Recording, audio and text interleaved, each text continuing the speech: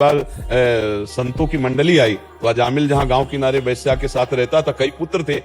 तो लोगों ने पूछा उत्तम ब्राह्मण का कोई भगवत भक्त ब्राह्मण का घर हो संतों ने तो हमें बता दे। तो लोग कुछ ऐसे विनोदी टाइप थे, उपहास करने बोले सबसे उत्तम ब्राह्मण वो अजामिल वहां रहता है, वहां जाओ। तो बगीचा था सामने, उन्होंने ठाकुर जी विराजमान किए, आरती पूजा की। तो सोचा जब ब्राह्मण आएगा तो, और जब दे आया तो देखा कि तो महापापी पशुओं का वध किए हुए और ऐसे।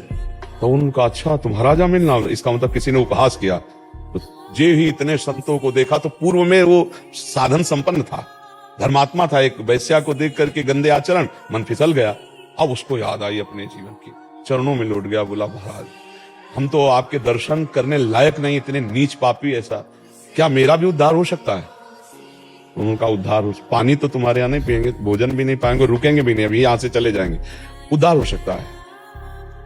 हम देख रहे हैं कि तुम्हारे आखिरी संतान होने वाली है, इसका नाम नारायण रख देना, उद्धार हो जाएगा। अब संतों के द्वारा उस पुत्र का नाम रखने के कारण विशेष प्रियता पुत्र से हो गई। अब वो जा जाता अपने छोटे पुत्र को साथ रखता।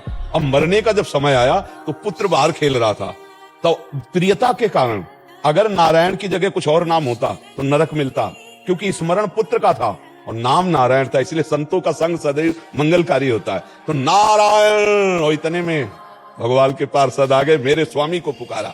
तो यमदूतों ने तर्क किया था कि स्वामी को नहीं पुकारा, पुत्र का स्मरण करते। बोले नहीं, मेरे स्वामी का नाम नारायण है, किसी भी बहाने से सही, स्वामी तो मेरे हैं, उनका नाम पुकारा। इसलिए तुरंत यम पास काटी और फिर उत्तर प्रत्युत्तर करके उनको हटा दिया। यमदूत जब गए यमराज के पास तो यमराज ने कहा वो कोई और नहीं, भगवान के पार्षद थे, नमस्कार करते। अगर भूल से भी कोई अंतिम समय रामकृष्ण हरि नारायण राधा नाम बोल दे, भूल कर मत जाना उनके पास।